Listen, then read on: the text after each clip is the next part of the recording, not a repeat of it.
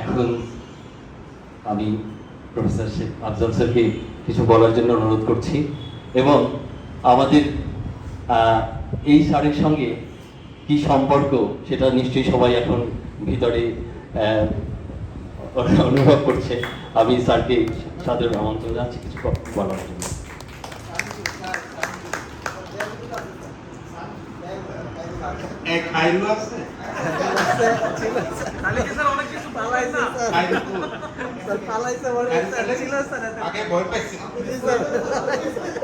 আমি না আচ্ছা বলে আমি আজকে এখানে আসতে পেরে নিজেকে খুব ধন্য মনে করছি, তার কারণ স্যার আছেন।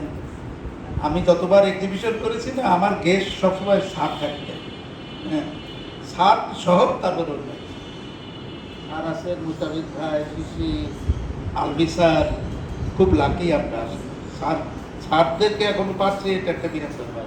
ওইদিকে ওই তো বন্ধু, দুই বন্ধু আছে, তিন বন্ধু নাকি আর কই ইয়ে নাই না, মনির আছে, দোহা ভাই, আর কে ইয়া মনির ইয়া নাই, জহির নাই, আবার খোকন আছে, খোকনের বউ আছে, ওইদিকে একটা বউ আছে।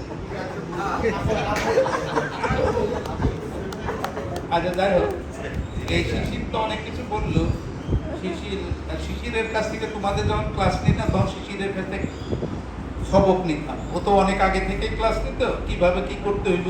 আর প্রথম জিজ্ঞেস করে যেতাম, হ্যাঁ, প্রথম জিজ্ঞেস করে যেতাম কিভাবে কি করতে হইব, কেমনি করে কথা কইতে হইব, কেমনি করে শিখাইতে হইব, এগুলো শিশিরের কাছে শিখে লইতাম।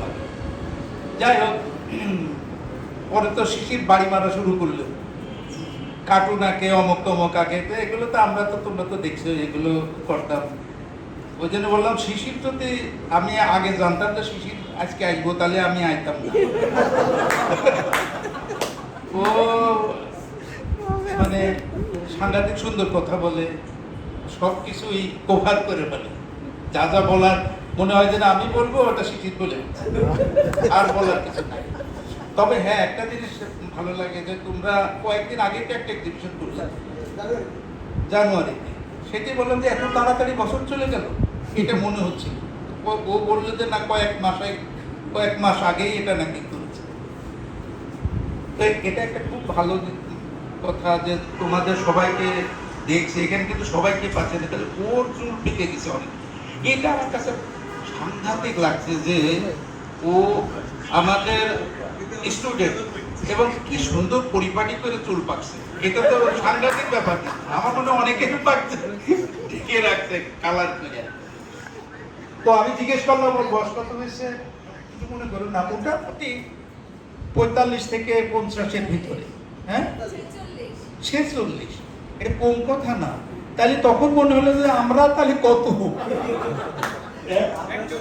এটা তো বিয়ের ব্যাপার, কিন্তু একটু ভয় লাগে। আবার স্যারকে দেখলেও আমরা সাহস পাই যে স্যারকে অনেক দূর নিয়ে যেতে হবে, তাইলে আমরা থাকতে পারবো।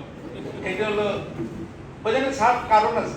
স্যারের যে বাসা না, স্যার তো প্রত্যেকদিন প্রায় 5 তলা, তখন কোন সময় 5 তলা, এখন তো প্রায় 7 তলার সমান থেকে প্রত্যেকদিন 2 বেডরুম, 7 সেক্টর সিঁড়ি হয়।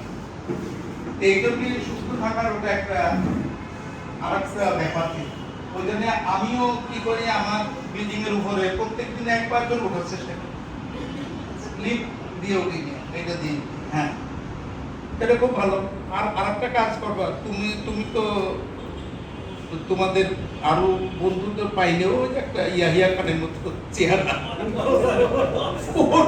গরুটা হয়ে ইয়া, এইটা একটু কেটে ঠিক কর, তোমার ওইটা দেখলে ভয় লাগে।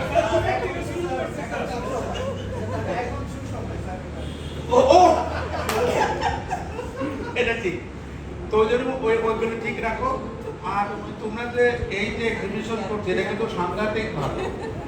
হ্যাঁ, এটা কিন্তু সাংঘাতিক ভালো, সবাইকে দেখলে একটু ভালো লাগে, মনে শান্তি লাগে। দেখো তোমরা তো আমাদের প্রথম দিককার স্টুডেন্ট, তো প্রথম মিডিল না, তোমরা ভর্তি হয়েছিল কোন সালে? 98-99। হ্যাঁ, এটা ঠিক আছে। আমার মনে হচ্ছে খুব একেবারে আমাদের প্রথম দিকের স্টুডেন্ট, ওই জন্য খুব ভালো লাগে। একটা কেমন যেন আপন মনে হয়, দেখলি মনে হয় যে বাহ, ওরা দেখতে পারলাম, এটা শান্তি লাগে। তো এইরকম এটা এটা কিন্তু তোমরা কিন্তু বজায় রাখবে, এক্সিবিশন করবা প্রত্যেক বছর অন্তত করতে হবে, আর আমাদের দাওয়াত দিবা। আমরা ধন্যবাদ স্যার।